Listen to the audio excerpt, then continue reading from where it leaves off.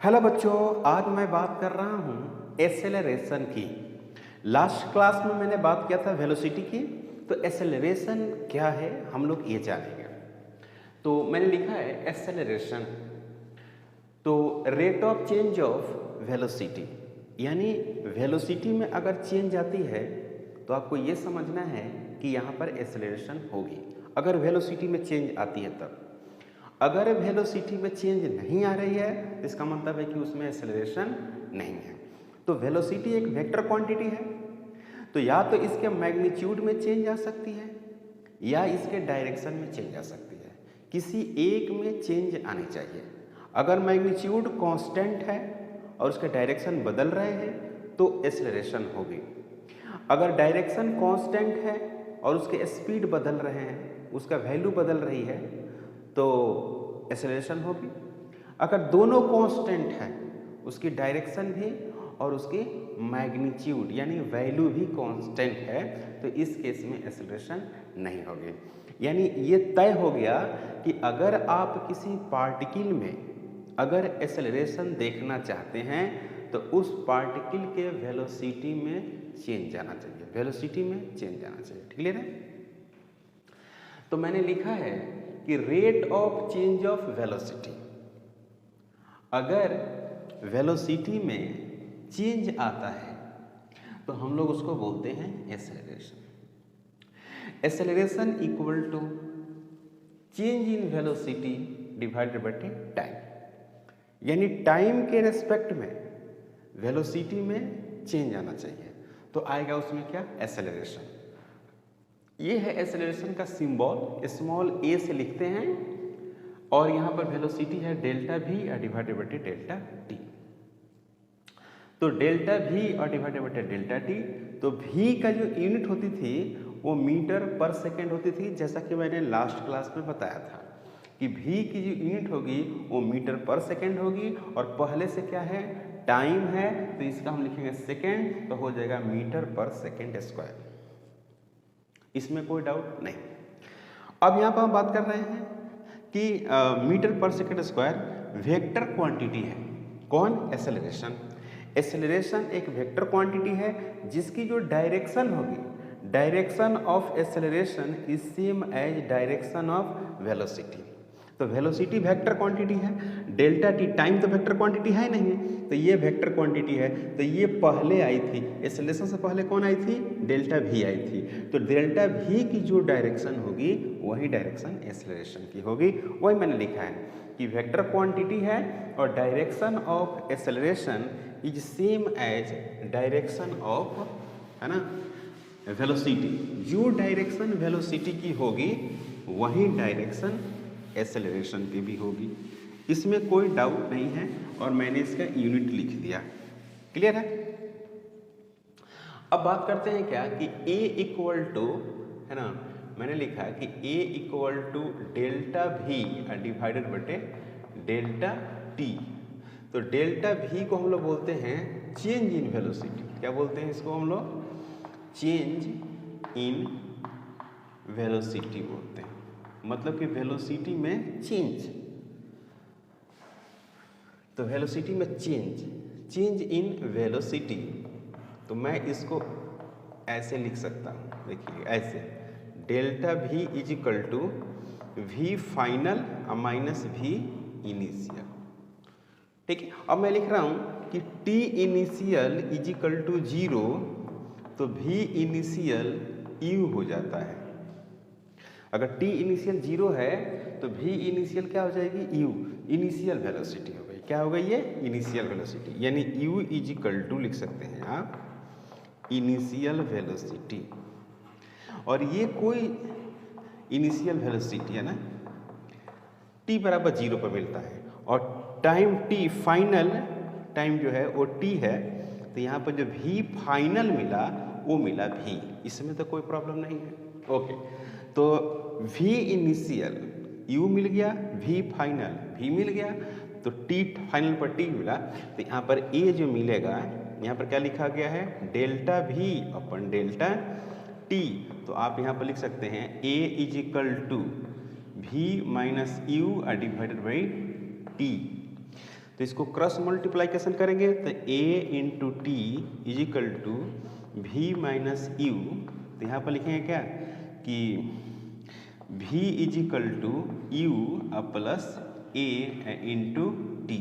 तो एक बहुत इम्पॉर्टेंट ये इक्वेशन आ गया, मतलब फार्मूला आ गया कि फाइनल वेलोसिटी कैसे कैलकुलेट करेंगे अगर इनिशियल वेलोसिटी और एक्सेलरेशन दिया हो तब। क्लियर? तो आप कैसे कैलकुलेट करेंगे। अब यहाँ पर बात ये हो गई कि हम अगर लिख रहे हैं कि v इज इक्वल टू लिखा हुआ है u प्लस ए टी लिखा हुआ है, तो इसको ऐसे लिख सकते हैं v minus u is equal to a into T. तो फिर लिखेंगे क्या a is equal to v minus you divided बटे टी। तो ये हो गया एक्सेलरेशन का फॉर्मूला। इस तरह से भी लिख सकते हैं कि final velocity minus initial velocity divided बटे टी निकालेंगे तो हमको मिलेगा एक्सेलरेशन। अब एक्सेलरेशन जो है, एक्सेलरेशन के बारे में अगर बात किया जाए तो एक्सेलरेशन में भी ध्यान दीजिएगा, एक्सेलरेशन में भी positive, negative and zero. Positive, negative और जीरो, मतलब कि एक्सेलरेशन जो है वो पॉजिटिव भी हो सकती है, निगेटिव भी हो सकती है और क्या हो सकती है बच्चों, जीरो हो सकती है, जीरो हो सकती है। तो हम एक एक करके चेक करेंगे, है ना। मैं क्या कर रहा हूँ कि एक एक करके चेक कर रहा हूँ कि एक्सेलरेशन पॉजिटिव कब हो गई। तो पॉजिटिव एक्सेलरेशन पहला लिख रहे हैं, पॉजिटिव एक्सेलरेशन, पॉजिटिव एक्सेलरेशन या इसी को बोलते हैं OR और एक्सेलरेटेड मोशन। एक्सेलरेटेड मोशन, इसका नाम क्या है भाई, एक्सेलरेटेड मोशन, पॉजिटिव एक्सेलरेशन या एक्सेलरेटेड मोशन। तो इसमें लिखते हैं कि व्हेन, होता क्या है कि when magnitude of velocity, magnitude मतलब कि value, when magnitude of velocity increase, when magnitude of velocity increase, क्या करता है बच्चों, magnitude of velocity क्या करता है, increase करता है। when magnitude of velocity increase, तो इस केस में एक्सेलरेशन क्या होती है, पॉजिटिव होती है। अब इसको अगर आप इस तरह से रिप्रेजेंट करें एक्सेलरेशन, पॉजिटिव एक्सेलरेशन को, तो आप ऐसे लिख सकते हैं आराम से, पॉजिटिव एक्सेलरेशन। यहाँ पर पार्टिकल थी t बराबर कितना पर, 0 पे, इसकी वेलोसिटी कितनी थी, u थी, है ना। और यहाँ पर देखिए, यहाँ पर पार्टिकल आ गई तो यहाँ पर क्या हो गई, v हो गई t टाइम में, तो इंक्रीज कर रही है। तो इंक्रीज करने का मतलब क्या होगा कि v ग्रेटर देन क्या होगा, u हो जाएगा। तो एक्सेलरेशन में अगर हम पुट करें फार्मूला में, फार्मूला वहाँ है, तो v माइनस यू डिवाइडेड बटे क्या हो जाएगी, t। तो ये ओवरऑल क्वांटिटी क्या हो जाएगी, पॉजिटिव हो जाएगी, तो पॉजिटिव आ गया। इसी का नाम है एक्सेलरेटेड मोशन। क्या कहते हैं, एक्सेलरेटेड मोशन। मतलब कि अगर किसी पार्टिकल में, कोई पार्टिकल अगर चल रही है और उसमें एक्सेलरेशन हो रहा है, तो ऐसा मोशन का नाम हम लोग एक्सेलरेटेड मोशन भी कहते हैं। ठीक है, यहाँ तक कोई डाउट नहीं है। अब देखिए जरा समझिए कि इनिशियल वेलोसिटी की डायरेक्शन इधर है, फाइनल वेलोसिटी का डायरेक्शन इधर है, एक्सेलरेशन क्या आ गया, पॉजिटिव। तो एक्सेलरेशन का भी जो डायरेक्शन होगा कहाँ होगा, इधरे होगा। समझ में आ रहा है, समझ में आ रही बात। तो आपको एक क्वेश्चन मिलता है कि एंगल बिटवीन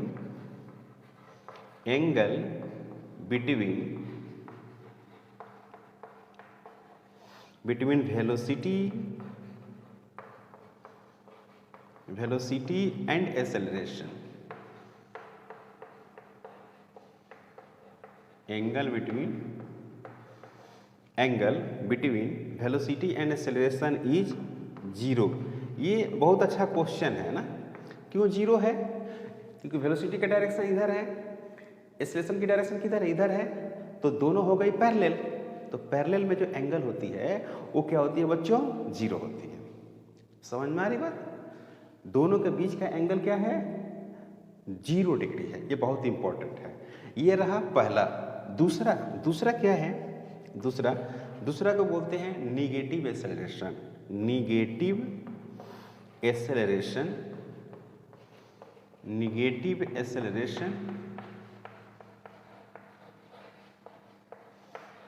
या इसी को बोलते हैं और डी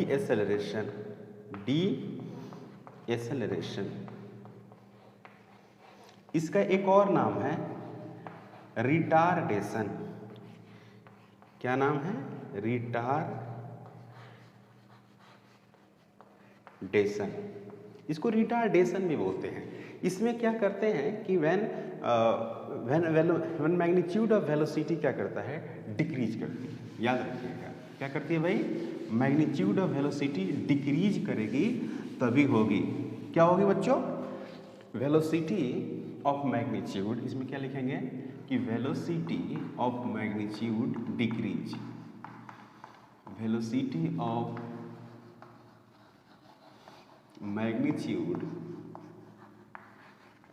डिक्रीजेज।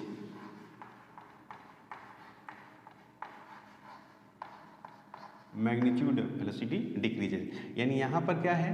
यहाँ पर t = 0 है और यहाँ पर क्या मिला? u मिला और यहाँ पर क्या मिल गया? v मिला। ये टाइम कितना है? t। ओके, तो इसमें क्या देखने को मिल रहा है? इसमें देखने को मिल रहा है कि u ही v से क्या है? बड़ा है। अगर ब्रेक लगाते हैं धीरे धीरे वेलोसिटी क्या होगी? घटेगी। तो एक्सेलरेशन जो आएगी वो किधर आएगी? a = फॉर्मूला लिखा था मैंने कि v u डिवाइडेड बाय क्या? t। तो ऊपर की क्वांटिटी क्या हो जाएगी? निगेटिव हो जाएगी। ये ऊपर वाली जो क्वांटिटी है वो निगेटिव होगी क्योंकि u क्या है? बड़ा है v से।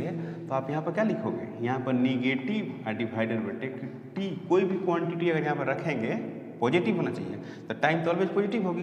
तो ऊपर में निगेटिव है तो एक्सेलरेशन क्या हो गई? निगेटिव हो गई। ये समझ में आया नहीं आपको? Negative acceleration.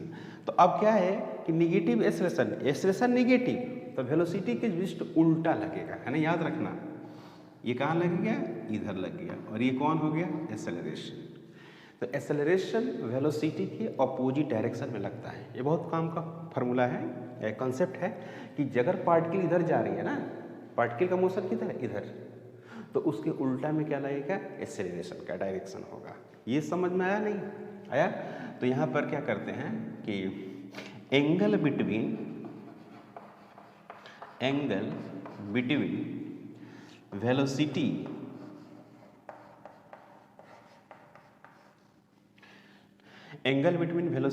एंड एक्सेलरेशन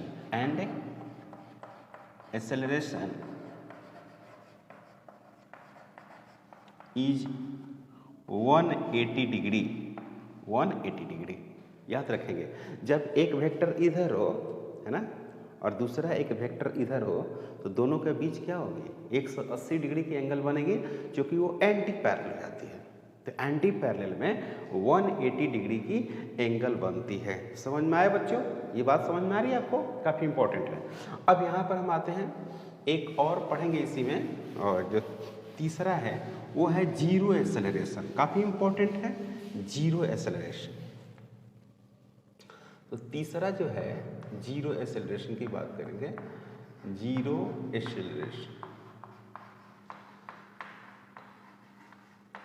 तो अभी मैंने बताया था कि एक्सेलरेशन हम लोग किसको बोलते हैं? एक्सेलरेशन बोलते किसको है?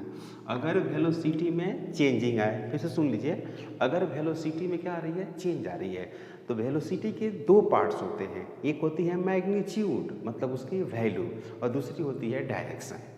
अगर कोई एक क्वांटिटी चेंज कर जाए, या तो मैग्नीट्यूड या डायरेक्शन, तो उसमें एक्सेलरेशन होगा। लेकिन हम चाह रहे हैं कि एक्सेलरेशन जीरो हो, तो इसमें से दोनों अगर कांस्टेंट रहेगा, magnitude as well as direction, अगर दोनों कांस्टेंट रहेगा तो इसमें क्या होगा? एक्सेलरेशन जीरो होगा। तो लिखेंगे कि when magnitude and velocity, when magnitude and velocity of particle constant हो। अब इसे देखिए, मान लीजिए पार्टिकल यहाँ चलना स्टार्ट किया तो ये हो गया u, okay. t is equal to कहाँ पर, 0 पर। और फिर पार्टिकल यहाँ आ गई तो ये क्या हो गया v, और ये क्या हो गई u, यहाँ पर क्या हो गया t हो गया, है कि नहीं। तो यहाँ पर एक्सेलरेशन जो a होगा वो v माइनस u डिवाइडेड बटे t। तो यहाँ पर क्या लिखेंगे, a is equal to u minus u divided by t, 0 divided by t. क्या होगा बच्चों, तो a इज इक्वल टू कितना मिलेगा 0। बच्चों a बराबर क्या मिला 0, 0 एक्सेलरेशन हुआ। तो 0 एक्सेलरेशन में क्या हो गया, स्पीड, स्पीड कहेंगे या मैग्नीट्यूड ऑफ वेलोसिटी कहेंगे, याद रखेंगे मैग्नीट्यूड ऑफ वेलोसिटी क्या रहती है, कांस्टेंट। तो ऐसा होता है, 0 एक्सेलरेशन होती है। ये समझ में आया, काफ़ी इम्पॉर्टेंट है, याद रखेंगे एक्सेलरेशन काफ़ी इम्पॉर्टेंट है। दूसरा जो चैप्टर है 9th क्लास का, जो दूसरा चैप्टर है फोर्स, है ना, इसमें न्यूटन्स के नियम पढ़ते हैं, फोर्स के बारे में पढ़ते हैं, वहाँ पे इसकी काफ़ी ज़्यादा इस्तेमाल हो गई। अब जरा समझिए कि अगर ऐसा है नोट, पहला नोट है कि अगर आपको दिया है v इज इक्वल टू, है ना, x किलोमीटर पर आवर, क्या दिया है किलोमीटर पर आवर, और इसको मीटर पर सेकेंड में आप लेके जाना चाहते हैं तो x इंटू आपको करना होगा 5/18 मीटर पर सेकेंड, ये हो जाएगा 5/18। सिर्फ 5/18 से हम गुणा कर देंगे तो किलोमीटर पर आवर में स्पीड था तो वो आ जाएगा आपको मीटर पर सेकेंड। क्लियर है। अब इसको काफ़ी आसानी से किया गया है, देख लीजिए v इज इक्वल टू, यहाँ पर क्या लिखा हुआ है x, और किलोमीटर को क्या लिखेंगे 1000 मीटर, और आवर को क्या लिखेंगे 60 मिनट इंटू 60 सेकेंड, 2 0 से 2 0 कैंसिल, ये हो गया 6 इंटू 6 36, और ऊपर में है 10, तो 10 है और नीचे में 36 है, 2 से कट जाएगा तो ये 5 हो जाएगा और ये 18 हो जाएगा। ये समझ में आया आपको। तो यहाँ पर लिखेंगे कि x इंटू 5 डिवाइडेड बटे 18 हो गया मीटर पर सेकेंड। सेम उसी तरह से अगर v इज इक्वल टू दिया हुआ है x मीटर पर सेकेंड में, और आप इसको लेके जाना चाहता है किसमें किलोमीटर में, तो आपको करना होगा 18/5, जस्ट उल्टा, तो आएगा किलोमीटर पर आवर में। याद रहे कि अगर v दिया हुआ है x मीटर पर सेकेंड, आपको लेके जाना है किलोमीटर पर आवर में, तो आपको मल्टीप्लाई करना होगा 18/5 से, 18/5 से आपको मल्टीप्लाई करना होगा। क्लियर, यहाँ तक कोई डाउट नहीं है। दूसरा नोट्स है, नेक्स्ट में जो है कि अगर ऐसा हो, दूसरा नोट्स है कि इफ पार्टिकल स्टार्टिंग, लिखा हो कि if particle starting from rest,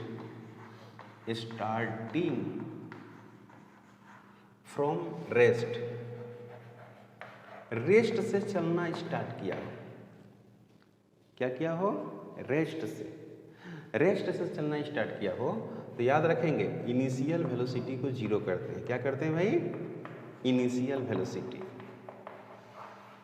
अब ये नहीं कि इनिशियल वेलोसिटी को हमेशा 0 कर देंगे, क्वेश्चन से पता चलता है कि इनिशियल वेलोसिटी है कि फाइनल वेलोसिटी। जस्ट लिखता है कि a car starting from rest, तो इनिशियल वेलोसिटी क्या हो जाएगा, इनिशियल वेलोसिटी क्या हो जाएगा 0 हो जाएगा। If a car starting from rest,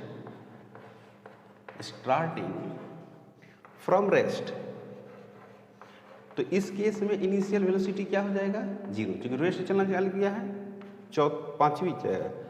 चौथा पॉइंट है कि a car moving with 100 kilometre per hour, तो इनिशियल वेलोसिटी ही तो है, अ कार मूविंग बोलता है ना। और कुछ समय के बाद बोलेगा ना, तब जाके बोलेगा कि 4 सेकंड के बाद उसकी वेलोसिटी हो गई 102 किलोमीटर पर आवर। तो 4 सेकंड के बाद, 4 सेकंड के बाद बोल रहा है ना, तो उस वेलोसिटी को हम लोग बोलेंगे फाइनल वेलोसिटी। समझ में आया बच्चों? इनिशियल वेलोसिटी जैसे मान लीजिए कह रहा है कि if a car starting from rest u0, अगर कहता है कि if a car moving with 90 kilometre per hour, ठीक है ना, per hour, and after sometimes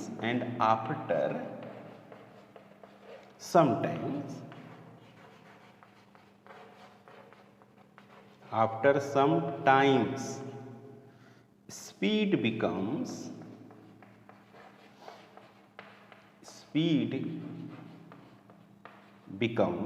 100 kilometre per hour. क्या बच्चों? 100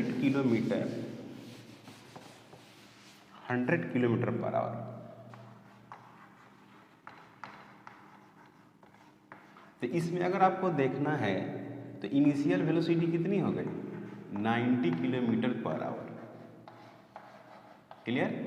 और फाइनल वेलोसिटी कितनी हो गई? 100 किलोमीटर पर आवर। कुछ समय लगा ही होगी। समझ में आ रहा है? तो इस तरह से आपको पहचानना रहेगा। अब हम बात जो करेंगे वो करने जा रहे हैं क्या? यूनिफॉर्म एक्सेलरेशन की बात कर रहे हैं।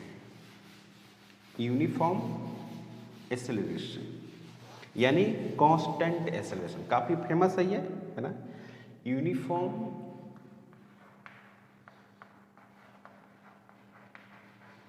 एक्सेलरेशन, यूनिफॉर्म एक्सेलरेशन, या इसी का नाम है कांस्टेंट एक्सेलरेशन। कांस्टेंट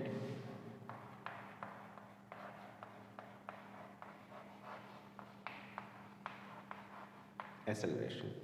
तो इसमें क्या होगी ना कि पार्टिकल इंक्रीज वेलोसिटी इक्वली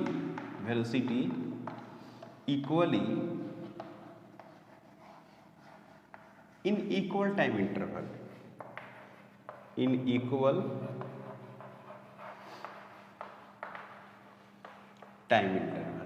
काफी इंपॉर्टेंट। इक्वल टाइम इंटरवल में इक्वली वेलोसिटी क्या करता है? इंक्रीज करता है। जैसे एग्जांपल में बात करूं, फ्री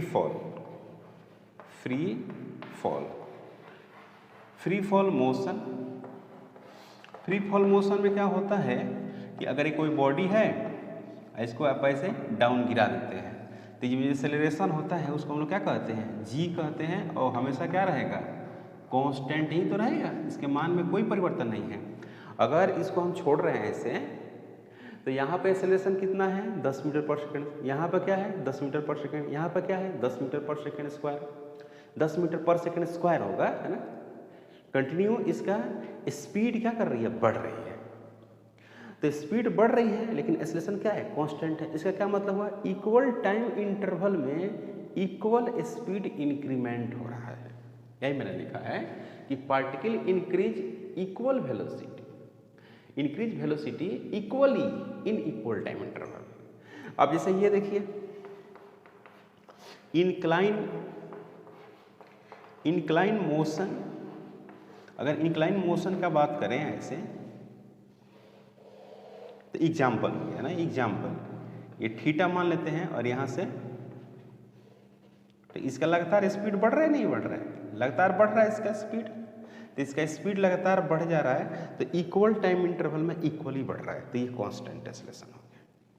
ठीक है ना?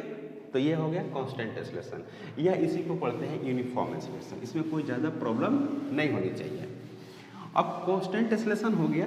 अब इसी तरह से एक पढ़ेंगे हम लोग वेरिएबल एक्सेलरेशन। क्या पढ़ेंगे भाई? Variable acceleration. तो वेरिएबल एक्सेलरेशन में देखो भाई क्या है, वेरिएबल एक्सेलरेशन, यहां पर लिखें वेरिएबल एक्सेलरेशन। इसी को आप ऐसे भी पढ़ते हैं नॉन यूनिफॉर्म, जो यूनिफॉर्म नहीं है, जो कांस्टेंट नहीं है, नॉन यूनिफॉर्म एक्सेलरेशन भी कह सकते हैं, नॉन यूनिफॉर्म एक्सेलरेशन। तो इसका मतलब क्या हुआ? Equal time interval, equal time interval particle covered, particle increase velocity, ध्यान दीजिएगा उसमें भी इंक्रीज होता था या decrease, overall decrease velocity,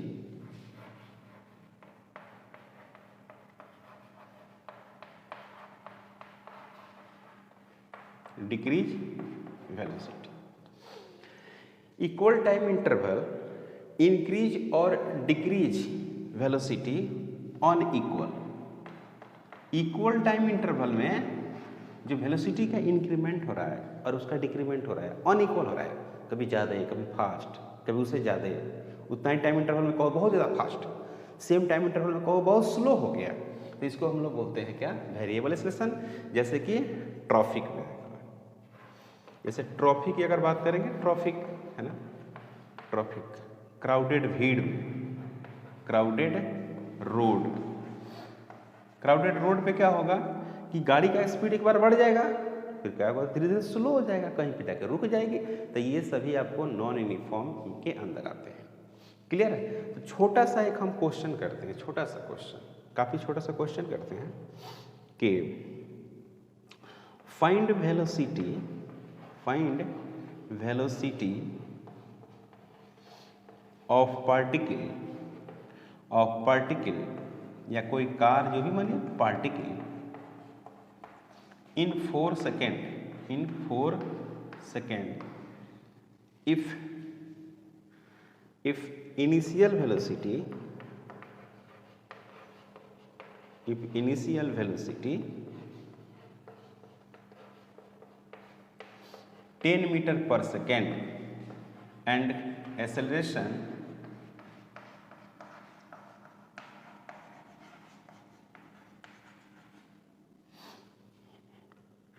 12 metre पर सेकेंड स्क्वायर, इस तरह से आपको दिया हुआ है। जिसका अगर हम सलूशन करें, सलूशन, तो सलूशन में क्या लिख सकते हैं कि u जो है इनिशियल वेलोसिटी कितना दिया हुआ है 10 मीटर पर सेकेंड दिया हुआ है, एक्सेलरेशन जो दिया हुआ है वो 12 मीटर पर सेकेंड का स्क्वायर दिया हुआ है, और t जो दिया हुआ है t वो दिया हुआ है आपको 4 सेकेंड, t दिया हुआ है क्या 4 सेकेंड। क्लियर है? तो t का जो वैल्यू जो है वो कितना है 4 सेकेंड दिया हुआ है।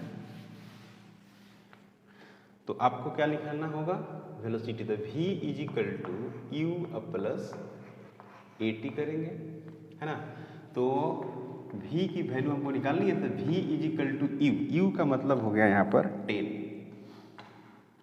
और a का वैल्यू है कितना 12, और t कितना है 4, तो यहाँ पर लिखेंगे क्या 10 प्लस 48, तो यहाँ पर लिखेंगे क्या 58 मीटर पर सेकेंड, ये हो गया आंसर। इसी तरह का हम लोग क्वेश्चन करते हैं, ठीक है ना।